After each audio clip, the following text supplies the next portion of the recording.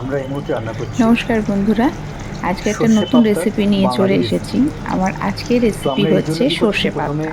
মাছটাকে তো ম্যারিনেট করে রাখলাম। আমরা সবাই জানি যে অল্প পাবদা মাছ তেল, ভীষণ নুন, নরম, তাই পাবদা হলুদ মাছগুলোকে দিয়ে ভালো নুন করে মাখিয়ে হলুদ মাছটাকে ম্যারিনেট দিয়ে করে রাখলাম। সামান্য মাখিয়ে রেখে ম্যারিনেট করে রাখার পর কী করলাম, সেটাকে মাছটাকে এবার খুব হালকা করে তেল ধিমে গরম আঁচে করলাম। আমরা তেলটা ভালো উল্টে করে গরম পাল্টে হয়েছে একটু কিনা ভেজে নেব। দেখবার জন্য তার মধ্যে যেহেতু একটু নুন মাছটা দিয়ে একটু দিলাম। নরম, তাই নুন ভাজার দেওয়ার আগ জন্য দিয়ে নুনটা উপর গায়ে থেকে বেশি উঠছে। হালকা আপনি আটা দেখলাম বা তেলটা ময়দা গরম হয়ে একটু গেছে। মাখিয়ে নিতে পারেন, তারপর যাতে আমরা তার মাছগুলো মধ্যে ভাজার পাবদা সময় মাছটাকে না দিয়ে ভাঙে। দিলাম।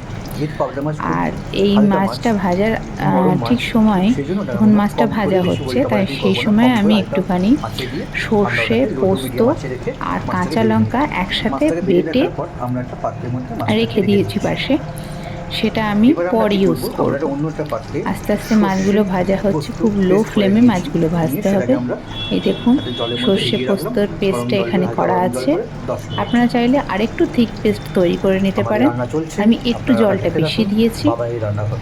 দেখতে পাচ্ছেন এরপরে বাবাই দেখুন রান্নাঘরে আমি তৈরি হচ্ছে এর মধ্যে সর্ষে কালো জিরে পাবদার কাঁচা ঝাল। লঙ্কা ফোড়ন দিয়ে, দেখুন তারপরে দেখুন টমেটো মশলাটা আমাদের হয়ে এসছে, তার প্রমাণ আর হচ্ছে মশলার লঙ্কার সাইড দিয়ে গুঁড়ো, দেখুন হলুদ তেলগুলো গুঁড়ো বেরিয়ে আসছে আস্তে আস্তে সমস্ত করে। কিছু দিয়ে ভালো করে তার মানে আমাদের এটাকে মশলাটা কষিয়ে তৈরি কুক নিয়েছি। হয়ে গেছে। কষানো হয়ে গেলে উপরে তেলটা আমরা ছেড়ে দেখুন ভালো দিলে করে এবার দেখতে আস্তে পাচ্ছেন আস্তে আপনারা। হালকা করে রাখা এবার আমরা গরম জল এর এর উপর মধ্যে দিয়ে আমি দিয়ে জল দেবো। দিয়ে দিচ্ছি। তার আগে ভালো ঝোলটা করে কতটা মশলাটা পরিমাণ একটু মতন জল কষিয়ে নিতে হবে, আমরা এর যাতে মধ্যে জল দিয়ে এর দিচ্ছি। তেলটা ছেড়ে দেয়। এরপরে হালকা গরম জল এর উপর দিয়ে আমি ঢেলে দিলাম।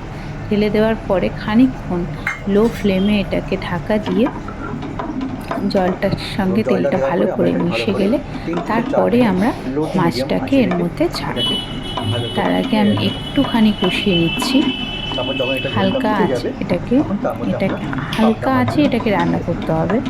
আমরা সবাই জানি, তবুও একটু নতুনত্ব। এছাড়াও আমি এর আপনারা দেখতে মধ্যে থাকুন খানিকটা বাবাই টমেটো রান্নাঘরের পিউরি ইউজ আজকের রেসিপি করেছিলাম, সর্ষে যেটা আমি পাবদার ঝাল। স্কিপ করে গেছি। আমি আপনারা দেখতে পাচ্ছেন দেখাতে পারিনি। বাবাই দেখুন ঝোলটা রান্নাঘরের ফুটে সর্ষে উঠেছে। পাবদা ঝালের এবার আস্তে আস্তে ঝোলটা এবার কমপ্লিট এর হয়ে মধ্যে এসেছে। আমি আমরা প্রত্যেকটা এটাকে একটু নাড়িয়ে মাছগুলোকে নিচ্ছি। খুব আমরা এবার মাছটা হালকাভাবে ঢেলে নেওয়ার ছেড়ে জন্য দেবো।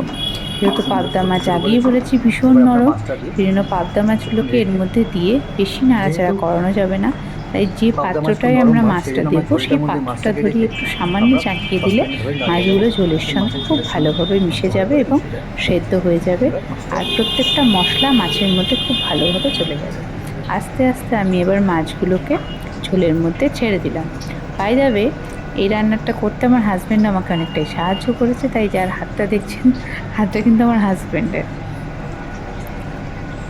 আপনারা রান্নাটা দেখতে থাকুন আস্তে আস্তে, খুব হালকা হাতে। তার কারণ সেই দিন আমি ক্যামেরা করছিলাম আর ও আমাকে হেল্প করছিল। নানা দিন আমি রান্না আপনারা করি, দেখতে ও থাকছেন ক্যামেরা করে। বাবাই সেদিন রান্নাঘরে ক্যামেরার আজকে দায়িত্বে আমি সর্ষে ছিলাম, পাবদা ঝালের সেই জন্য রান্নাটা মাছগুলোকে আমরা ও ঝোলের মধ্যে দিয়ে খানিকটা দিলাম। আমাকে সাহায্য করে দিয়েছে।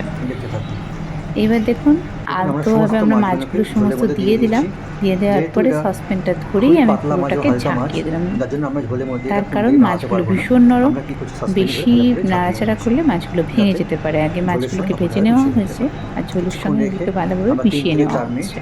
ঝোলের মধ্যে রেখে তারপর আমরা এরপরে আমরা গ্যাসটাকে নিভিয়ে দেবো কুচি করে এবং রাখা রান্না ধনেপাতা, পরিবেশন কাঁচা করার আগে লঙ্কা আমরা এর এবং উপরে সামান্য কাঁচা গ্যাসটাকে তেল দিয়ে নেভানোর আগ দিয়ে আমরা এর রান্নাটাকে উপর শেষ ধনেপাতা করব। কুচি অল্প ভালোভাবে অল্প করে মাছটা কেটে একটু গা ঝোলের মাখা মধ্যে হয়ে ছড়িয়ে গেলে দেবো এবং শুকনো এর উপর লঙ্কা দিয়ে আমরা এবং আস্তে আস্তে দেব কুচি করে লঙ্কা, রাখা ধনেপাতা, কাঁচা কাঁচা লঙ্কা কেটে আর সেটাকে সামান্য আমরা সাজাবার জন্য কাঁচা উপর দিয়ে দিয়ে সর্ষের দেবো। তেল।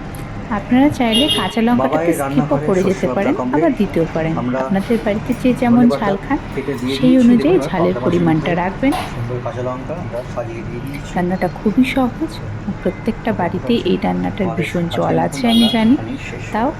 একটু আমরা এবার নতুনত্ব কিছু গ্যাসটাকে দেখানোর জন্য নিভিয়ে দেবো। এই রান্নাটা নিয়ে আসলাম। কেমন লাগলো অবশ্যই জানাবেন।